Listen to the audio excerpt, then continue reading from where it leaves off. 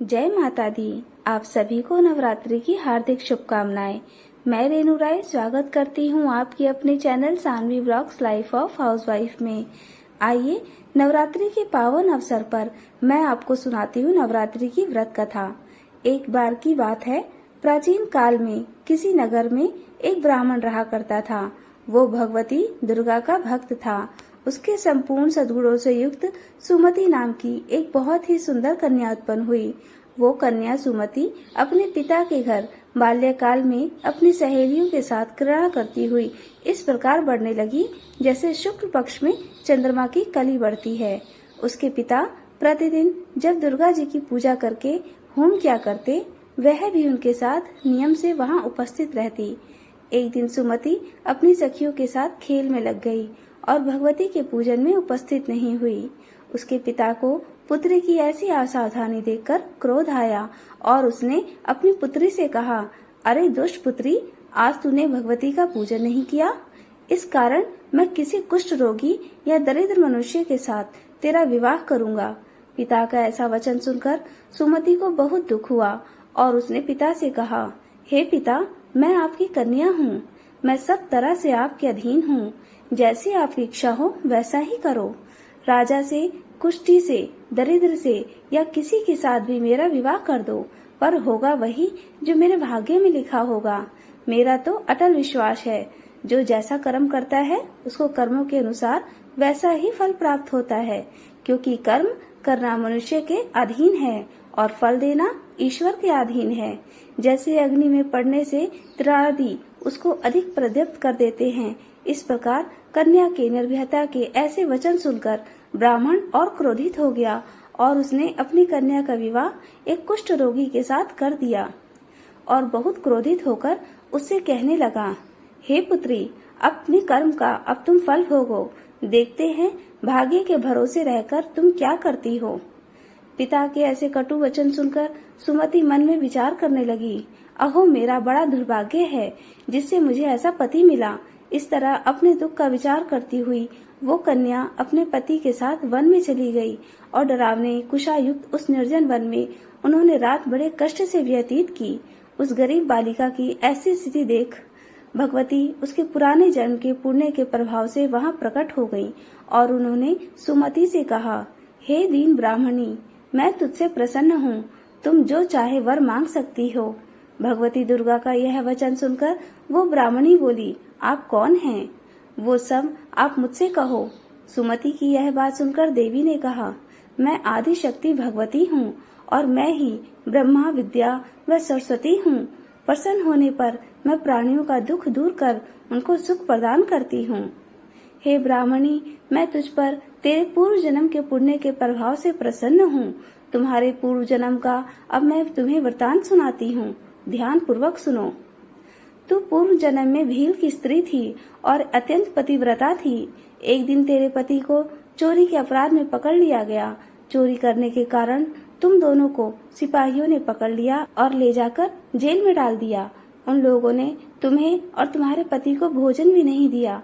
इस प्रकार नवरात्रि के 9 दिन तुमने कुछ नहीं खाया और न ही जल ग्रहण किया। इस प्रकार तुम्हारा नवरात्रि का व्रत हो गया। हे ब्राह्मणी, उन दिनों में जो व्रत हुआ उस व्रत के प्रभाव से प्रसन्न होकर मैं तुझे मन वांछित वर देती हूँ। जो तेरी इच्छा हो मांग ले। इस प्रकार देवी दुर्गा के वचन सुनकर वो ब्राह्मणी बोली, अगर आप मुझ पर प्रसन्न हैं तो हे दुर्गे, मैं आपको प्रणाम करती हूँ। कृपा करके मेरे पति का कोढ़ दूर कर दो। देवी ने कहा, उन दिनों तुमने जो व्रत किया उस व्रत का 1 दिन का पुण्य पति का कोढ़ दूर करने के लिए अर्पण कर दो। उस पुण्य के प्रभाव से तेरा पति कोढ़ से मुक्त हो जाएगा। इस प्रकार देवी के वचन सुनकर ब्राह्मणी बहुत प्रसन्न हुई और पति को निरोग करने की इच्छा से जब उसने ठीक है ऐसा कहा, तब उसके पति का शरीर भगवती दुर्गा की कृपा से कुष्ठ रहित हो गया और वो अति कांतिवान हो गया। वह ब्राह्मणी पति की मनोहर देह को देखकर देवी की स्तुति करने लगी।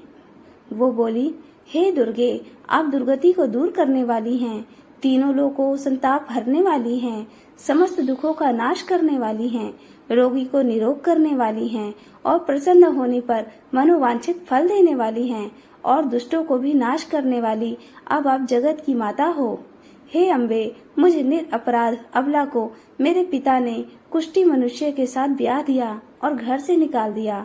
पिता से तिरस्कृत निर्जन वन में मैं विचर रही हूँ। आपने मेरा इस विपदा से उद्धार किया है। हे देवी, आपको मैं प्रणाम करती हूँ। आप मेरी रक्षा करो। सुमति की ऐसी स्तुति सुनकर देवी बहुत प्रसन्न हुई और उसने, हे ब्राह्मणी, तेरा उदय नामक बहुत ही बुद्धिमान, धनवान, कीर्तिवान और जितेंद्रिय पुत्र शीघ्र ही उत्पन्न होगा, ऐसा वर मैं तुझे प्रदान करती हूँ। फिर देवी ने उस ब्राह्मणी से कहा, अब तेरी और भी इच्छा हो तो वह भी मांग ले। भगवती दुर्गा का ऐसा वचन सुनकर सुमति ने कहा, हे भगवती दुर्गे, अगर आप मुझ पर प्रसन्न हैं तो मुझे नवरात्र व्रत की विधि और महत्व बताइए और उसके फल का विस्तार से वर्णन करिए।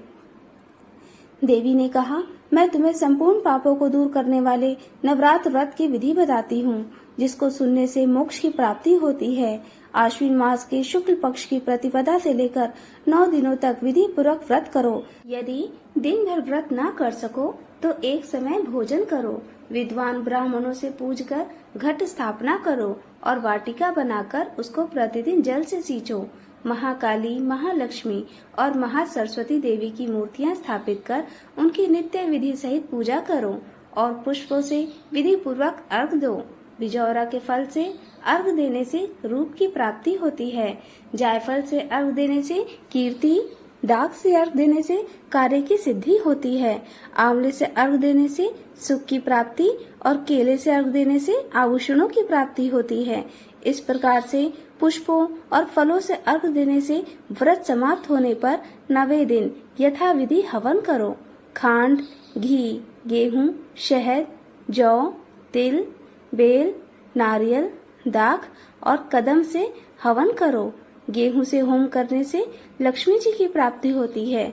खीर एवं चंपा के पुष्पों से धन की और बेल पत्तों से तेज और सुख की प्राप्ति होती है। आंवले से कीर्ति और केले से पुत्र की प्राप्ति होती है। कमल से राज सम्मान की और दाखों से संपदा की प्राप्ति होती है। खांड, घी, नारियल, शहद, जौ और तिल या फलों से होम करने से मनवांछित वस्तु की प्राप्ति होती है। व्रत करने वाला मनुष्य इस विधि विधान से होम करके आचार्य को अत्यंत नम्रता के साथ प्रणाम करे और यज्ञ की सिद्धि के लिए उसे दक्षिणा दे। इस प्रकार बताई हुई विधि के अनुसार जो व्यक्ति व्रत करता है उसके सब मनोरथ सिद्ध हो जाते हैं। इसमें कोई भी संदेह नहीं है।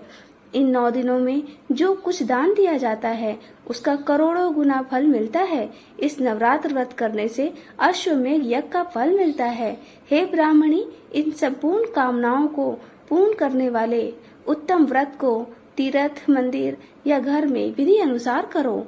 इस प्रकार ब्राह्मणी को व्रत की विधि बताकर, फल बताकर देवी अंतर्ध्यान हो गई।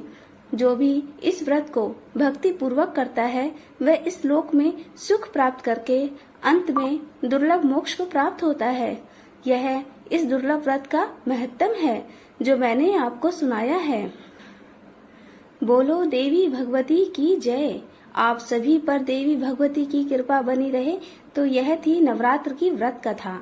आपको यह कथा कैसी लगी कमेंट करके जरूर बताएं। कथा अच्छी लगी हो तो वीडियो को लाइक जरूर करें और अभी तक आपने मेरे चैनल को सब्सक्राइब नहीं किया है तो चैनल को जरूर सब्सक्राइब कर ले।